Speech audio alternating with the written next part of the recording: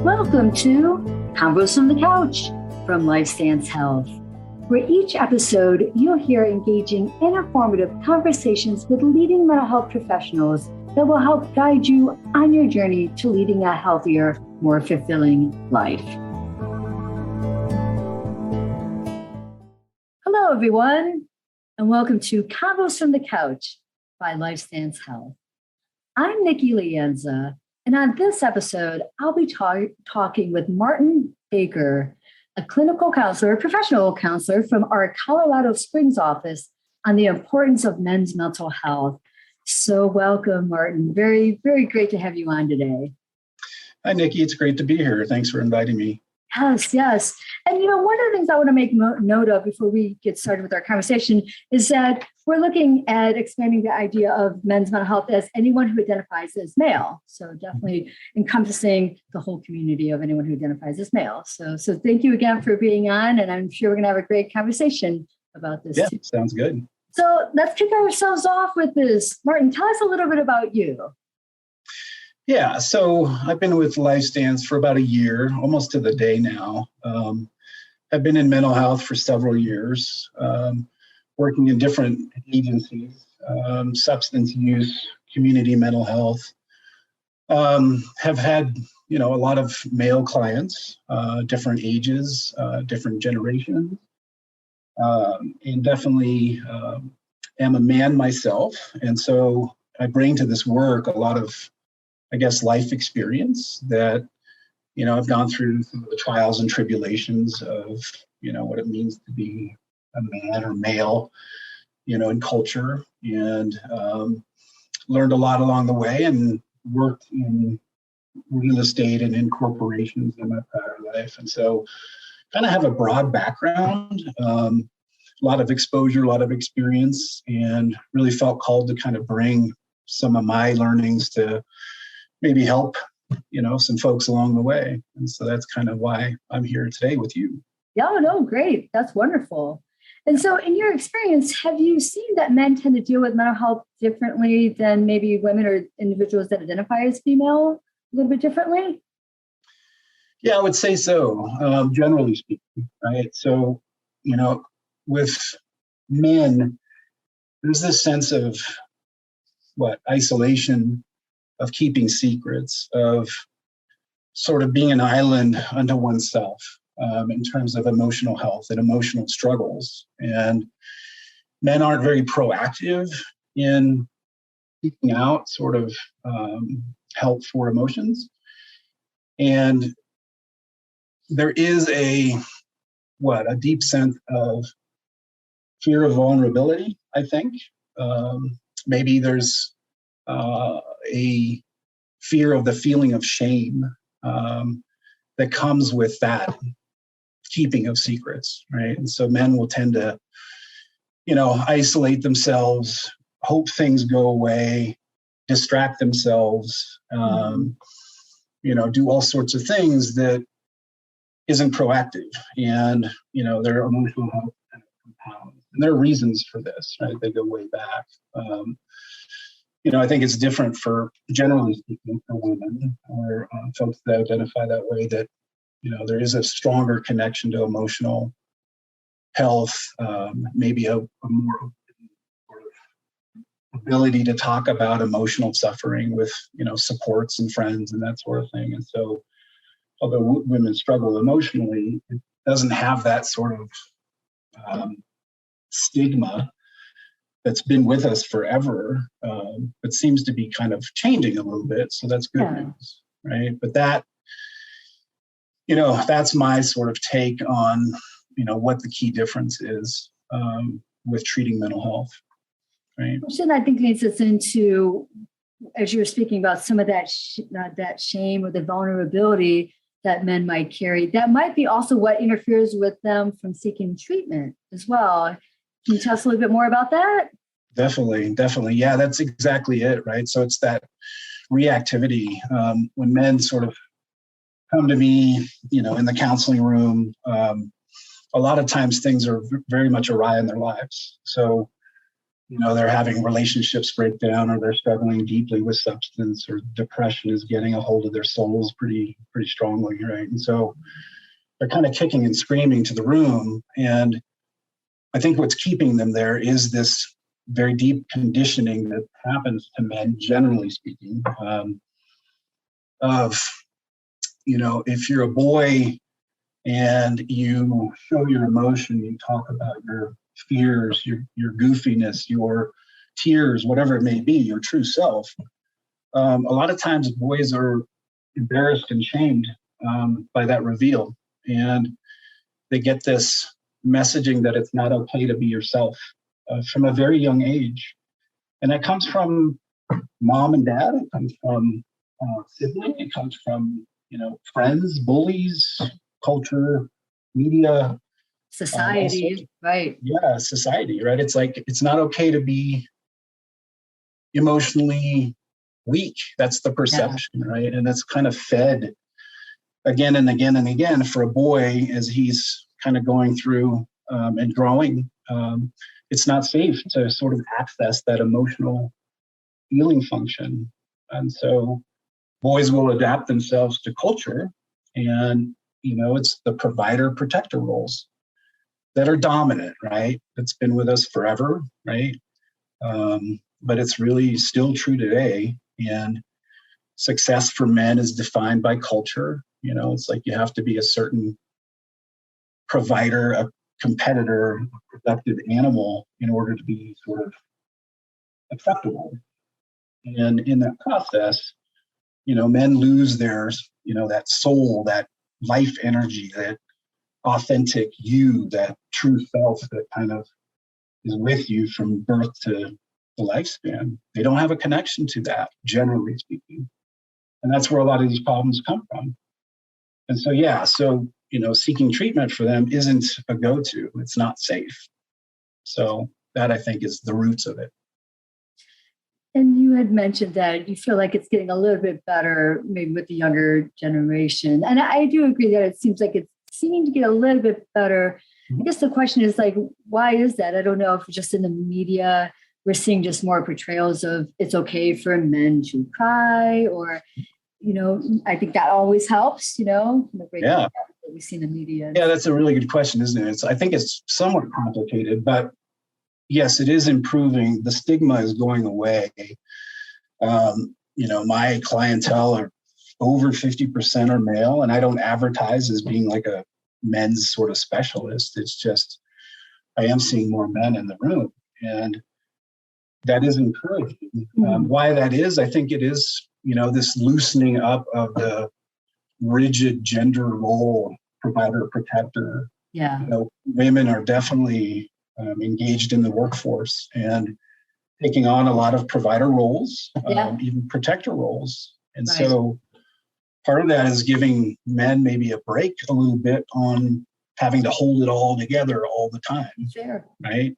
Yeah. And so I think that's part of it. And like you say, the cultural messaging for sure is softening up a little bit. It's like, it's okay to be who you are. It's okay to be sad, right? I think once we see, toxic masculinity really dissolve itself, which it's still there, we're hearing a little bit of a softening of that message. The fact that we're calling it toxic masculinity, I think, is a key point there, seeing like how unhealthy, how poisonous that can be for males. Yeah, and that I have to say that's a really tough word, isn't it? Yeah. It's pretty strong. And I don't necessarily think it's fair. There are toxic men for sure. There are toxic women too, right? Yeah, so very true. Sort of a broad brush, and men are taking that messaging not too well. Honestly, they're a little bit afraid of being, again, sort of, in culture. Like, what does it mean to be a man now? Like, nobody really welcomes me. I don't belong.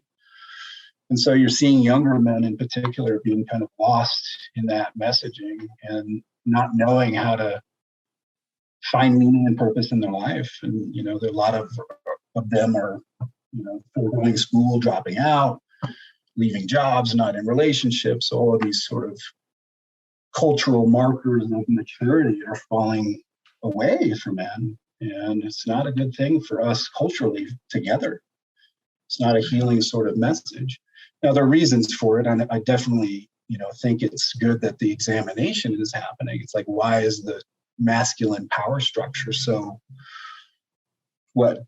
hard on people? Like, why is it so competitive and maybe immature? Like, those things definitely need to be examined. Right. You can't throw the baby out with the bathwater, I think. Right. Oh, of course. Yeah. And that also makes me think, we know studies have shown that when it comes to suicidality, that men are more likely to actually complete a suicide. And so I thought I'd like to talk a little bit more about that. Why do you think, why are those suicide rates higher for men? Yeah. I mean, I was looking at the recent statistics. It's pretty rough, right? It's like 3.5 to almost 4 times, men committing suicide to women, like almost 4 to 1. Right? So that's a big discrepancy. Right. And it is true that women tend to have more rates of like suicidal ideation, suicidal thinking. Women do tend to attempt suicide more often than men, but like you say, they don't, generally speaking, use these, highly lethal means, whereas men do. And, when they're considering and doing the act, they're more successful, about 4 times more. Right. So pretty scary. And in that statistic too is that you have this group of men, they're white, middle-aged men who make up 70% of all suicides in this country. Oof. Huge. Yeah. Margin, right? Wow. And it's like, what is that about?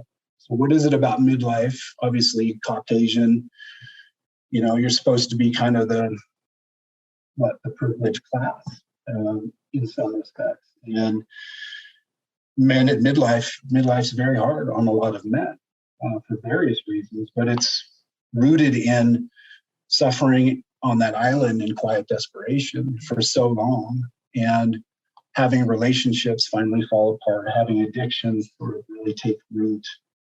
All of these patterns that have been there for years and years, maybe decades, really come home to kind of roost at that time. And it's an existential kind of a crisis at that point, like a spiritual crisis for a lot of men. It's like, I know half my life is over and I'm not happy. I'm not satisfied. I don't know who I am.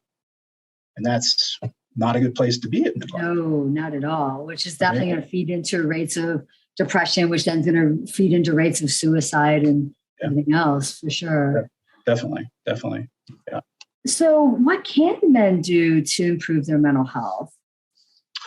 Yeah, so I think it's really boiled in that isolation piece. So really finding the courage and conviction to tell the truth about how they are feeling, really. And, accessing their emotional sort of that feeling function again that they kind of eroded many, many years before because of culture.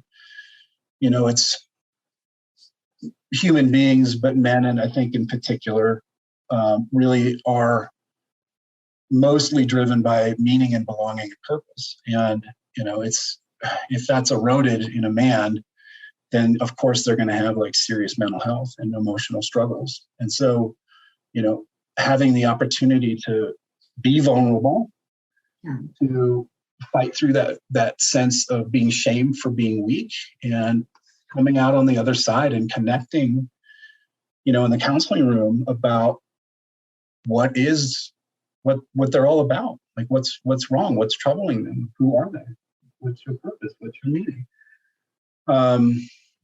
I've run men's groups in the past, and a group therapeutic session in particular can be very healing for men, because that island motif again, it's like, oh, I'm the one that's broken, nobody else is suffering like I am, and all of a sudden they're in a room with other men, and the stories are coming out, and there's this shared experience of loss and grief and suffering, and that does wonders to help the man understand that it's okay. It's okay to be you. It's okay to, to have these losses, but you need to grieve them and grieve them properly.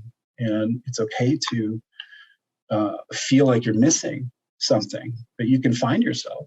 And so, I've seen it in the rooms. I've seen it in the individual counseling as well. It's like very, very healing for a man. I would think in those groups that are all male, that there was a certain amount of like each individual giving themselves permission to be vulnerable. And that among the group, that was the dynamic of like, it's okay, it's safe here. It's okay to show your emotion. I think that was probably so key that there was maybe even an unwritten dynamic of like, there's permission here to be vulnerable, to, rely on this group of other men or individuals that identify as male, that it's a safe space. It's okay to show this emotion. I think that would be so key for a group like that. Yeah, you're right about that. Like that is the key, I think, is because, it's like for us, in psychology, we talk about facing your fears a lot, because a lot of times we build up in our minds and hearts that these fears are bigger than they actually are. Yeah. And so, when a man can talk about, woundings and broken relationships and all these things, it's like, yes, I understand and I don't judge you for it. And then all of a sudden that facade kind of drops and, there's a real sort of connecting to, reality to life, to community, a both sense of belonging, all the things that have been missing for so long. Right. So that's what it is, right? Martin, any other takeaways you'd like to share on the importance of men's mental health? Yeah, I would say the picture is good and bad, or positive and negative for, men or those that identify that way. It's culturally, it's more confusing, I think, for the male rite of passage, the maturing process. Yeah, I see this a lot in young men where, we touched on it earlier, but there's this sense of, I don't know what it means to be a man. Right. Like, how do I become a man? And, in culture, we see what immature masculinity is like. We've had it, in leadership and politics. We've seen these sort of kind of narcissistic sort of, immature kind of men. And that is not, I think, the right path forward for a man. And that's why the toxic masculinity label is true to a certain extent, right? But, examining this and understanding sort of the male perspective, I think, is key. Having men be shunned by culture is not a good way to go. And I think we see this in violence and aggression. We see it in these horrific tales of shootings and these incidences where it's typically a younger male who's angry and is taking it out. Right. So I would just encourage, more conversation like this to kind of, understand men and the women and other men who love them. And we should do the same for the female perspective too, and really try to understand and try to bring it together rather than pull it apart. Exactly. Right. So that's how I feel. Oh my gosh, Martin. No, thank you. That was very well put. Okay. Sure. And thank you for your time today and sharing the importance of men's mental health. And I know, people listening to this podcast, people watching us on social media, are definitely going to walk away, being more mindful of this, really thinking about this. And I agree with you that this has to be part of the conversation. It's really important, especially looking at it, what does it mean to be a man? I think that's such a key point too. So, perfect. So thank you again. I appreciate it very much. Yeah, thank you for your time.